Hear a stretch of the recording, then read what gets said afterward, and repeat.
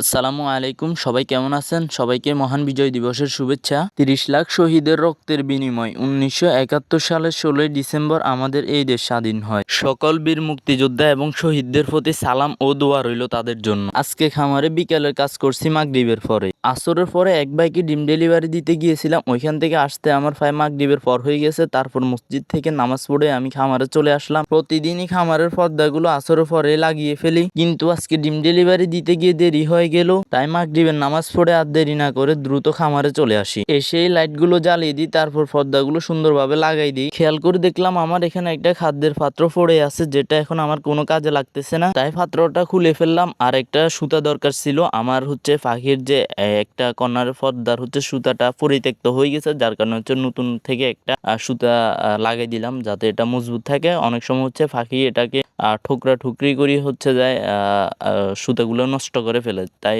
নতুন থেকে আরেকটা লাগাই দিলাম। তা হয়তো বা এটাও অনেকদিন থাকবে না, তারপরেও লাগাই দিলাম যা কয়দিন থাকে। আজকে সকালেও ডিম তুলি নাই, তাই ভাবলাম যে সবগুলা ডিম যদি একসাথে তুলি এটাই ভালো হবে। খেয়াল করে দেখলাম আমার অনেকগুলো পাখির পায়ে গুটি বেঁধে গেছে, তাই গুটিগুলো ফেলে দেওয়ার চেষ্টা করতেছিলাম। গুটি বলতে আসলে এটা তেমন কোনো বিষয় না, পাখির যে পায়খানাটা আছে ওটা তাদের পায়ে অনেক শক্তভাবে গুটি বেঁধে যায়, তো ওটা না ছাড়াইলে যায় পাখি একটু অসুস্থ হয়ে যায়, যার কারণে এটা ওইদিকে পাখির খেয়াল রাখতে হয় খুব বেশি। আসলে আমি এখন আস্তে আস্তে শিখতেছি পাখির কোন সমস্যাটা হইতেছে, কোন সমস্যার কি সমাধান, এটা আস্তে আস্তে আমি বুঝতেছি, শিখতেছি, এটা আপনাদেরকে আমি জানানোর চেষ্টা করতেছি।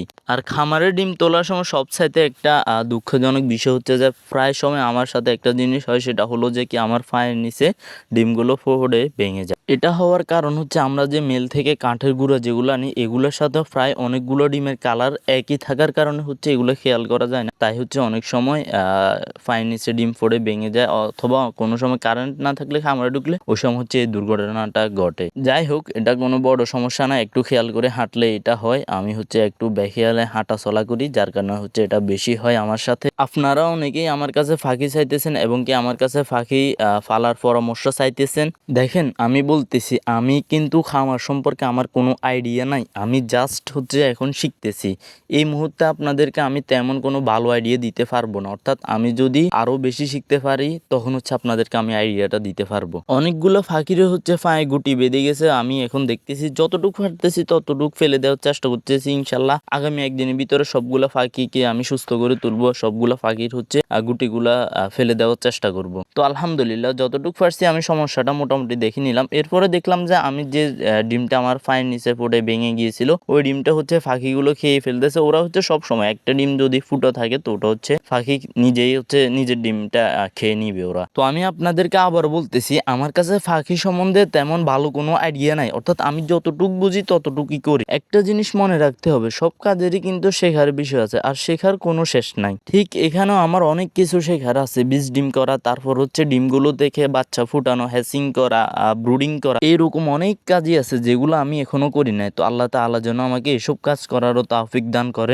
আমি যখন আস্তে আস্তে সব কাজ করতে পারবো, সব কাজ আমার কিছুটা মোটামুটি শিখে হবে, তখন আমি আপনাদেরকে পাখি সম্বন্ধে আইডিয়াটা দিতে পারবো। সব কাজের একটু একটু আইডিয়া নেওয়ার চেষ্টা করি। আমি ডিমগুলো ঘরে আনার পরে সবগুলো ডিম গনে রাখলাম এবং আমার হিসাবের খাতা আজকের যে সম্পূর্ণ হিসাবটা আছে ওটা সবগুলা লিখে ফেললাম, কারণ হিসাব ছাড়া কোনো কাজই করা যায় না। তাহলে যে হিসাব ছাড়া কাজ করলে আপনার আয় ব্যয়টা বুঝতে পারবেন না, এটার বেনিফিটটা বুঝতে পারবেন না। তাই আমিও ওই রকমই একটা হিসাব করে রাখি। তো যাই হোক, বাকি কথাগুলো অন্য কোনো ব্লগে বলবো। সবাই আমাদের জন্য দোয়া করবেন, আল্লাহ তাআলা যেন আমার ব্যবসায় বারাকা দান করেন। আসসালামু আলাইকুম।